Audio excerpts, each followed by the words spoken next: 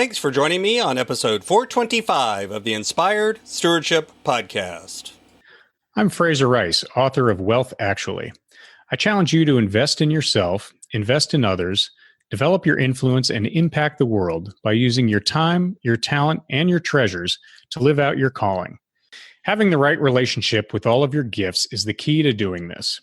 One way to be inspired to do that is to listen to this, the Inspired Stewardship Podcast with my friend Scott Mader.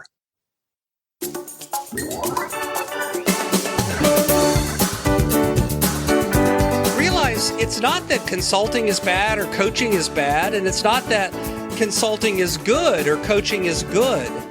They're different ways of looking at and helping to solve particular problems. What's important is that it be in alignment with both what you expect and that it actually be in alignment with what you need. Welcome and thank you for joining us on the Inspired Stewardship Podcast. If you truly desire to become the person who God wants you to be, then you must learn to use your time, your talent, and your treasures for your true calling.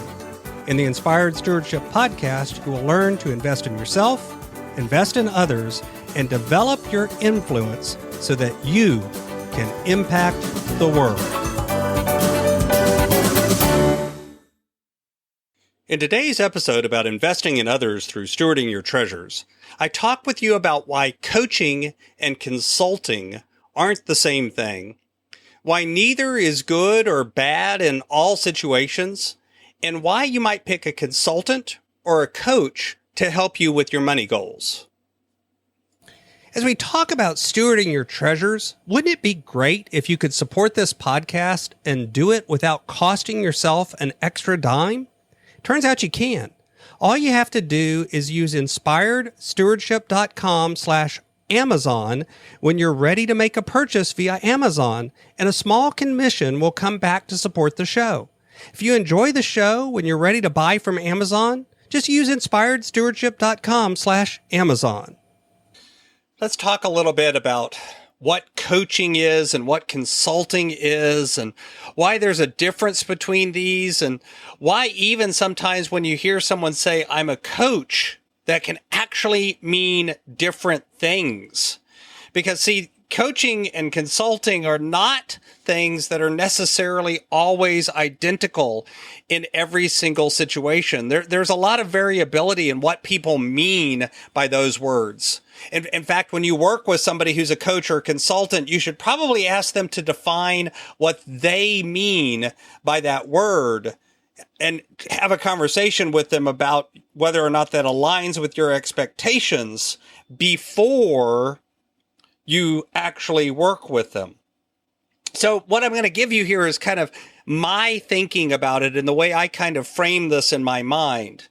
See, I actually think consulting and coaching in many ways are the same idea, but they're just at different points along a continuum.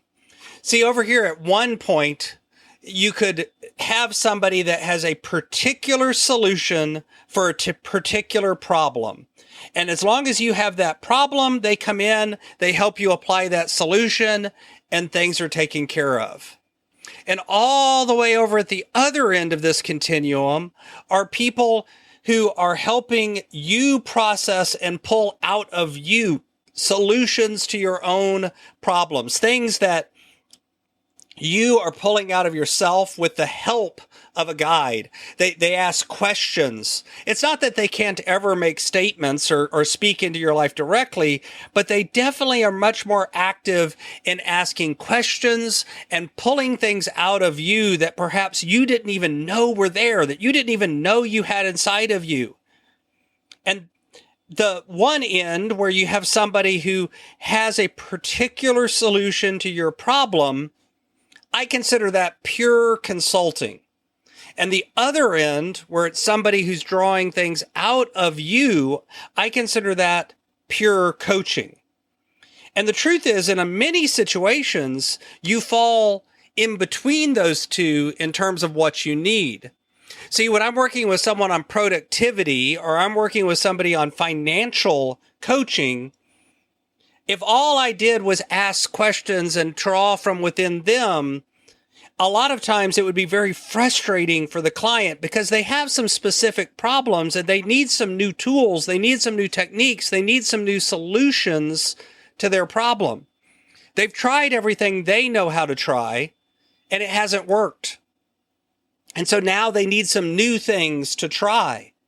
And so pure coaching, I could probably work with them and get them to a solution, but it would take a lot longer and it would be a lot more frustrating for the client. It's usually not what they really want from me. But in other cases, like if I'm working with someone on trying to figure out what career they want or how they want to approach a work situation or a life situation, then you need to be doing more of what I would consider pure coaching, more of the questioning, the drawing out, the asking people to do homework and exercises.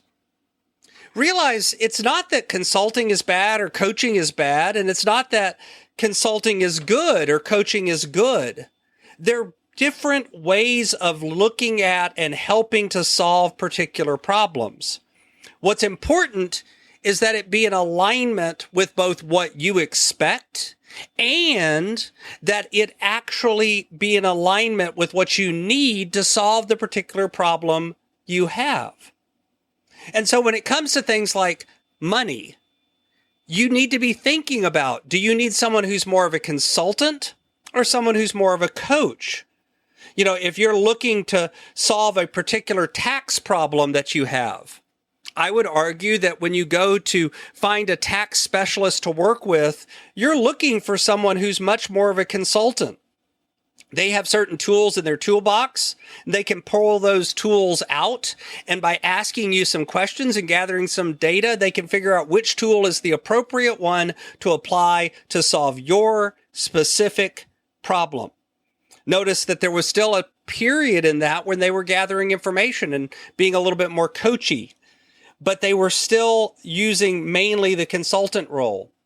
If what you're trying to do is uncover mindset and behavior and belief around money, limiting beliefs, you want to dig those out by the roots and get rid of them so that you can move forward more effectively, well, then you're probably looking for somebody who's more of a coach, because that's going to move you more in the direction of uncovering what is your limiting belief. I can't come in and help you solve my limiting beliefs because you may not have them.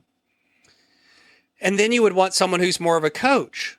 And if you're in between and you're trying to solve some specific problems and uncover some mindset and behavior and belief, then you're probably looking for somebody that can move along that continuum between consultant and coach and actually help you with both sides of that.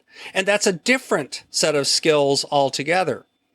So as what I consider a coach, a stewardship coach, I often spend a lot of my time trying to figure out where along this continuum do I need to be right now to best serve the needs of the client.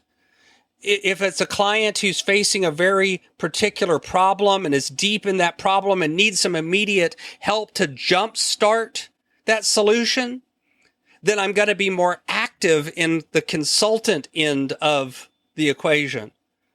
But if it's somebody who's trying to uncover all of their limiting beliefs and break through those into a new set of behaviors and beliefs around money, I'm going to be a lot more active on the coach side of that equation.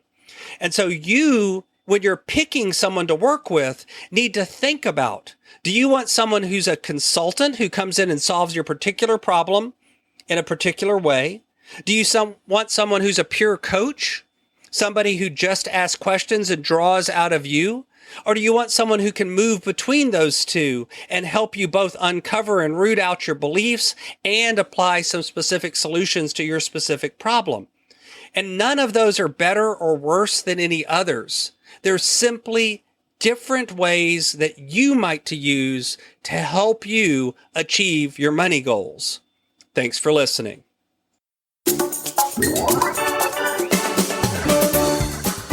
Thanks so much for listening to the Inspired Stewardship Podcast. As a subscriber and listener, we challenge you to not just sit back and passively listen, but act on what you've heard and find a way to live your calling. If you like this episode on the stewardship of treasures, you can sign up for our treasures tips by going to inspiredstewardship.com/treasures or text in the U.S. 44222 treasures tips. And we'll send you 5 weeks of our best tips on stewarding your treasures. Until next time, invest your time, your talent, and your treasures. Develop your influence and impact the world.